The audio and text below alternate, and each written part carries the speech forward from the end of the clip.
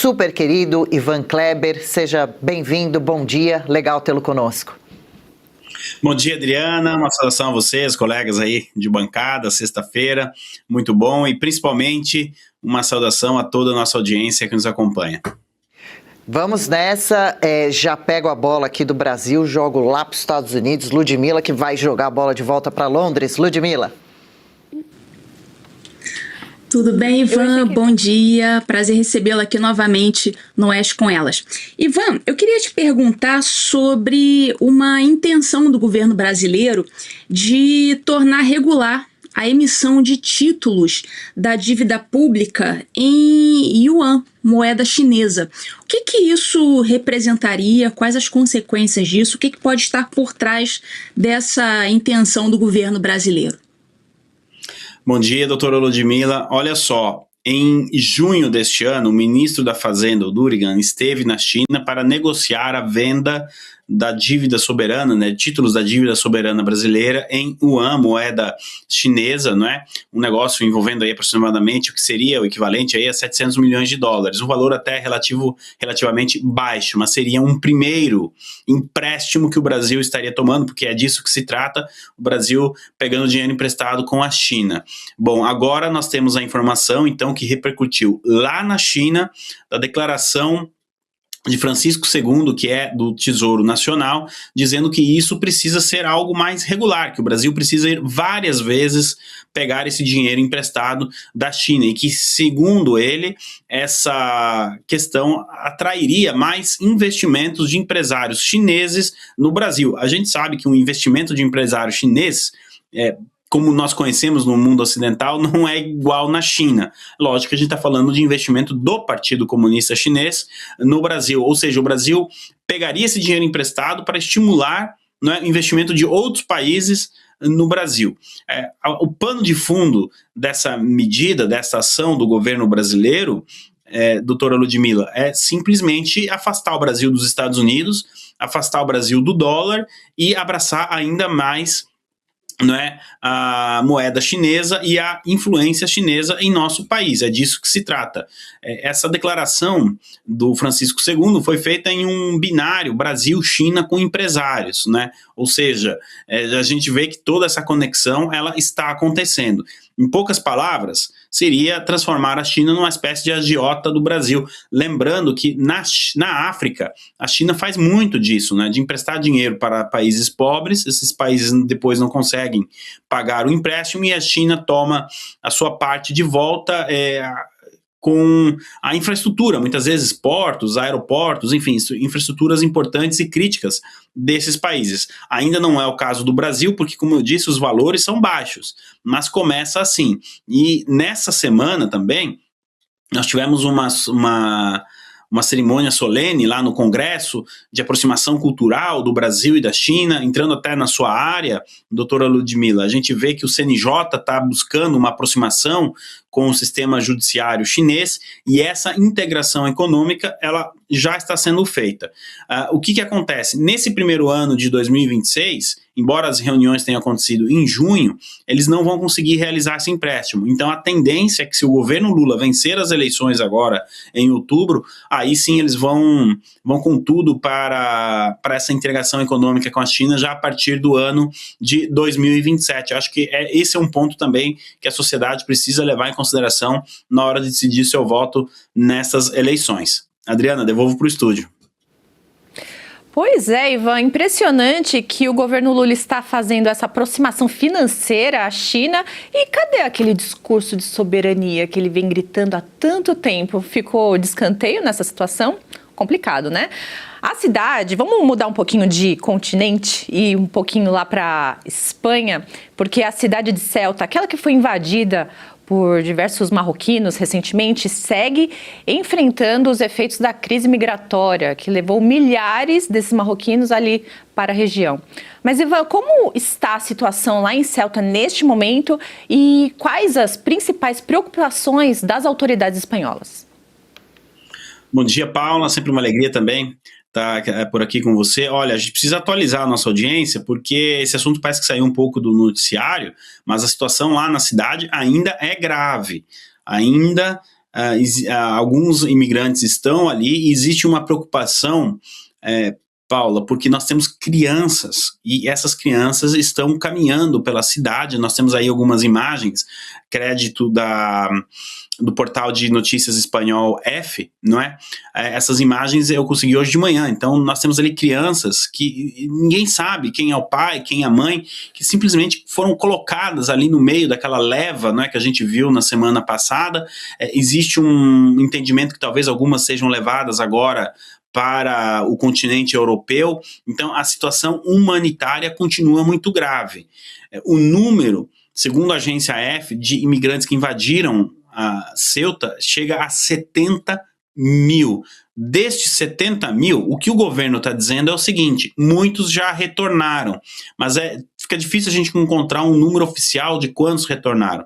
Enquanto isso, essa situação toda continua afetando a cidade. E nós temos também agora uma escalada diplomática. Na manhã desta sexta-feira, o governo espanhol emitiu um pedido para o governo italiano rever o fechamento das fronteiras. Isso porque, durante o final de semana passado, a Itália estabeleceu o fechamento da fronteira com a Espanha. Embora não tenhamos ali uma fronteira terrestre, né, entre a Itália e a Espanha, todos os barcos, navios que chegam da Espanha para a Itália precisam passar por um controle que eles não passariam anteriormente. A mesma coisa, aviões, né, voos da Espanha para a Itália. Agora, quando uma pessoa desembarca na Itália, precisa mostrar o passaporte, passa por um controle mais rígido. A Espanha deu um ultimátum para que a Itália retire essas obrigações até o dia 9 de agosto, portanto, domingo, não é?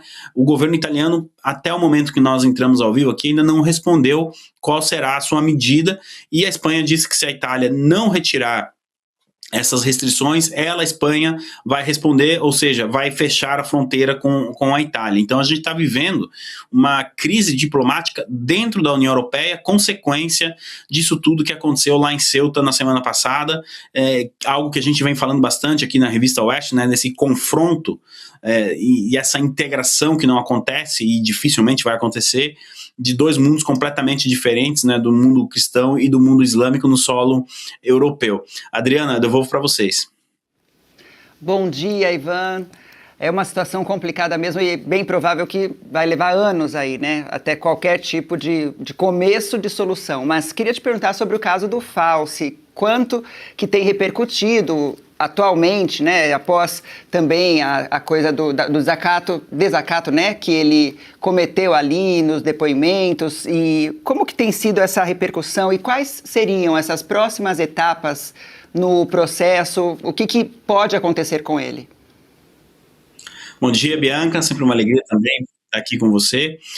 Olha só, na semana passada, como nós sabemos, então, nós tivemos uma audiência, o Dr. Fauci invocou a 5ª emenda da Constituição americana 111 vezes, ele se recusou até mesmo a responder a cor da gravata e a cor do tapete ali no recinto que eles estavam. Bom, então ontem, esta comissão do Senado votou pelo desacato, ou seja, ele entrou em desacato com a comissão. Por 8-7, 7 democratas votaram contra, 8 a favor, e ontem mesmo o presidente dessa comissão enviou essa questão para o Departamento de Justiça, que agora vai decidir se abre uma investigação ou não para identificar se o Dr. Fauci entrou em desacato. Se isso aconteceu, ele corre o risco de pegar 1 ano de prisão. Pelo menos é o que diz a lei. Só que, devido à idade dele, 85 anos, histórico criminal, aquela coisa toda, pode ser que caia para 1 ou 2 meses, ou até mesmo uma multa pesada, algo nesse sentido.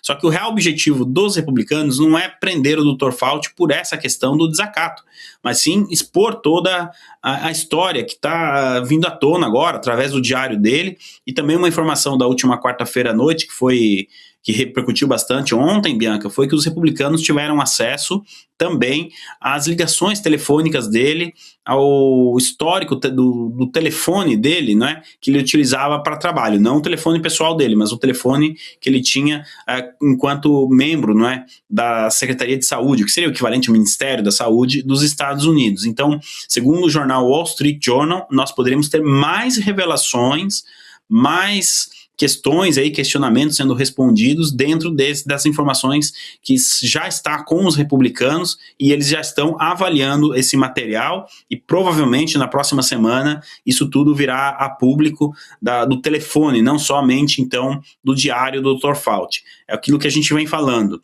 Não estamos no fim de uma história, estamos apenas no começo, e é um começo que dá a sensação que a gente vai descobrir a verdade do que foi feito no mundo, né, através aí das orientações do Dr. Fauci lá entre 2020 e 2022.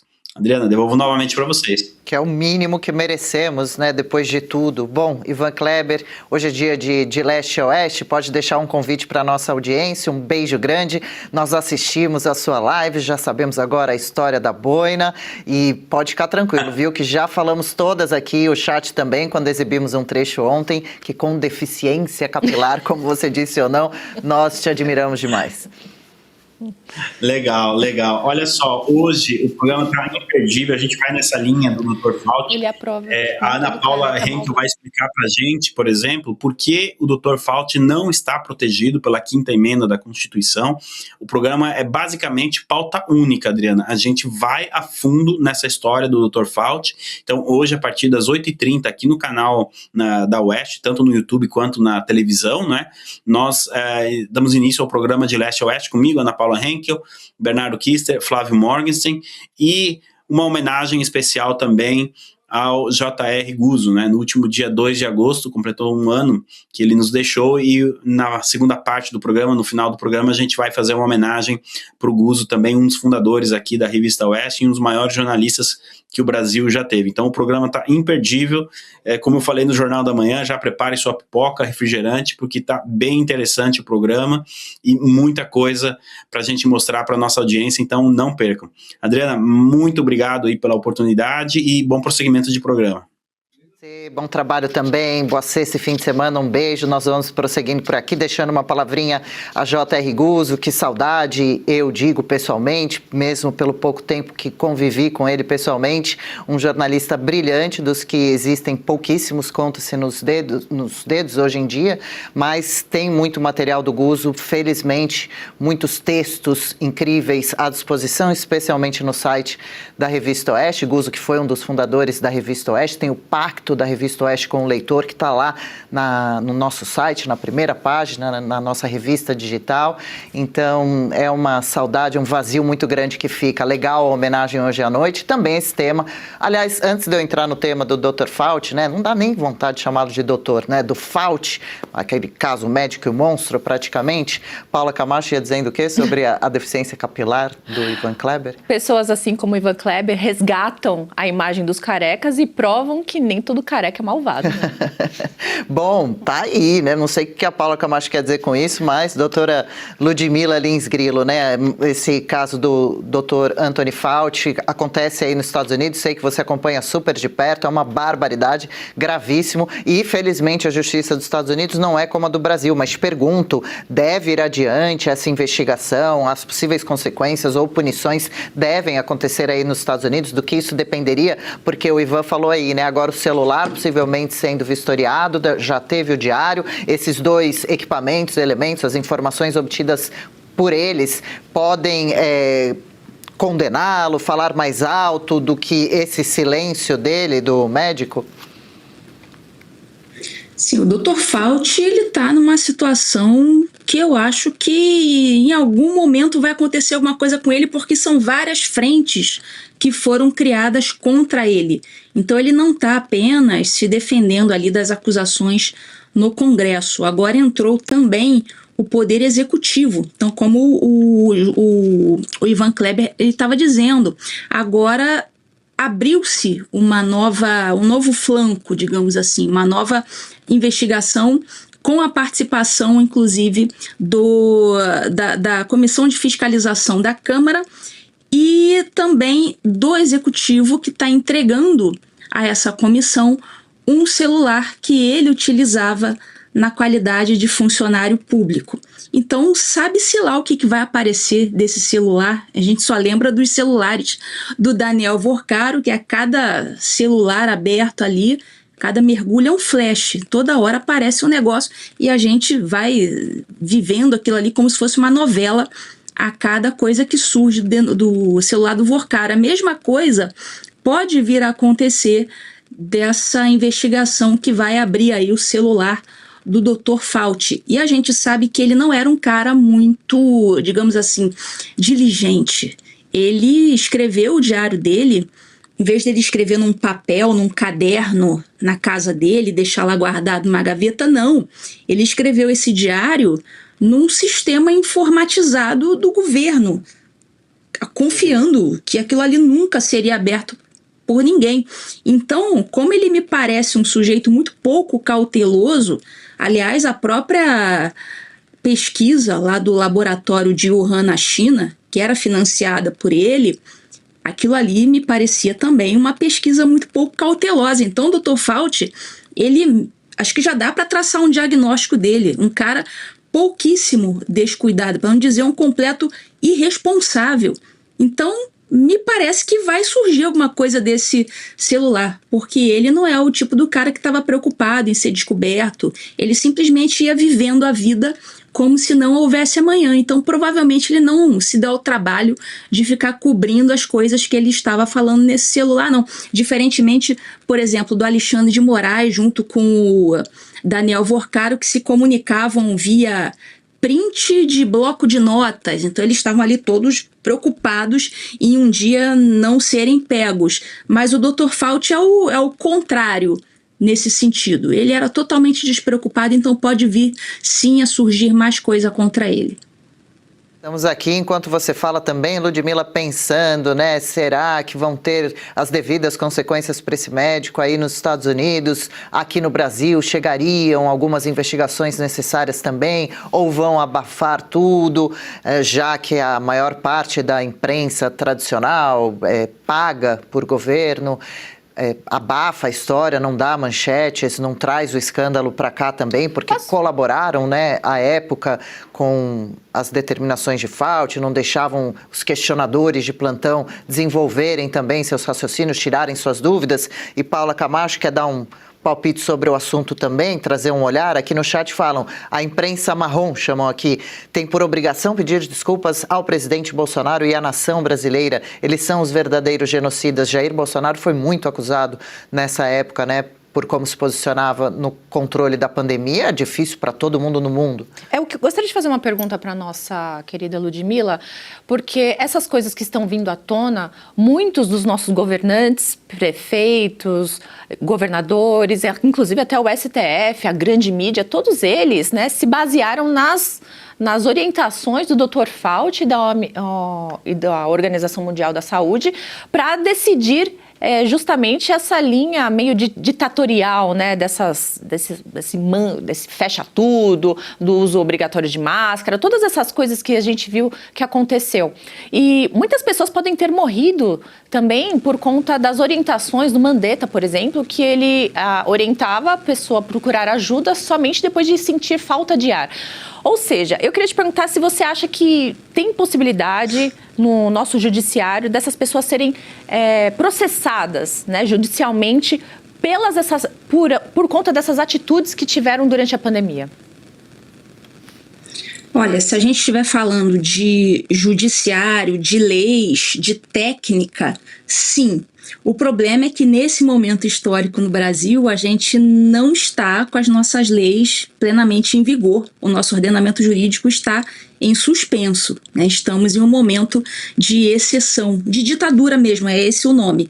Então, se eu for te responder, existe fundamento jurídico para a responsabilização dessas pessoas? A resposta é, sem sombra de dúvidas, existe. Tecnicamente, essas pessoas têm que ser responsabilizadas um dia. Mas agora, respondendo, se eu acho que isso vai acontecer agora, nesse momento, não.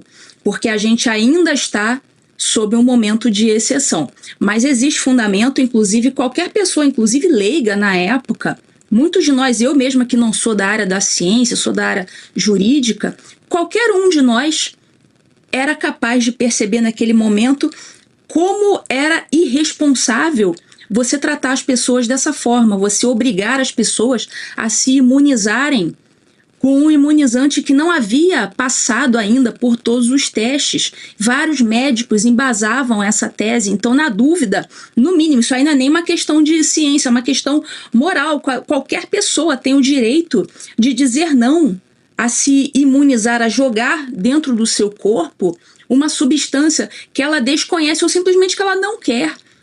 Isso é uma violação, isso é uma violência. Então, isso aí não é nem uma questão de ciência, isso é uma questão moral.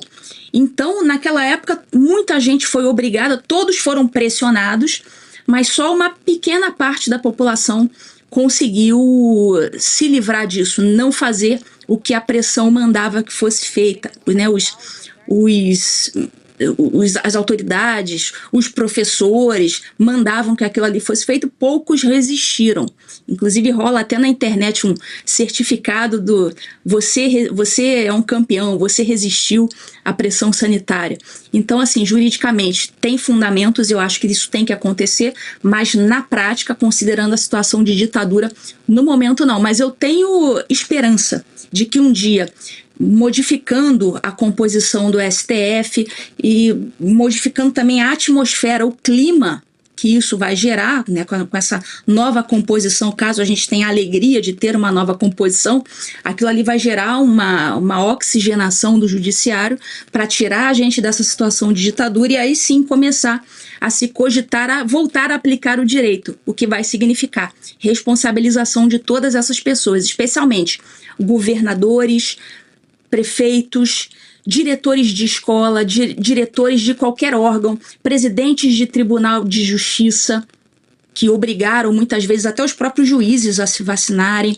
Então vai ter uma infinidade de gente que ali no âmbito daquele pequeno poder que teve durante um momento histórico, obrigou pessoas a se imunizarem com algo que não queriam. E muitas delas tiveram, inclusive, problemas de saúde. Tudo isso tem que cair na conta do CPF dessas pessoas e tem fundamento jurídico para isso. Mas para isso a gente vai precisar sair da ditadura judicial.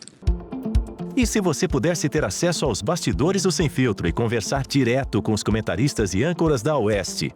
Agora, isso é possível com o Clube de Membros do nosso canal no YouTube. O clube foi criado para quem quer dar um passo além e fazer parte de uma comunidade exclusiva. São 3 níveis de assinatura pensados para aproximar você da nossa equipe. No plano apoiador, você ganha destaque no chat, figurinhas personalizadas e acesso a publicações exclusivas na comunidade do canal. Quer estar ainda mais perto da Oeste? Nos níveis Engajado e VIP, nós liberamos acesso às lives fechadas com nossos apresentadores e comentaristas, nas modalidades mensal ou semanal. Você também participa de sorteios de livros e produtos da Oeste, além de acesso antecipado a vídeos e a uma visão direta dos bastidores do programa Oeste Sem Filtro. Faça parte do nosso clube de membros e tenha acesso a lives exclusivas comigo e com todo o time da Oeste. Se você acredita na importância de um jornalismo livre e independente e comprometido com os fatos, clique agora no botão Seja Membro e conheça todos os detalhes e vantagens de cada plano.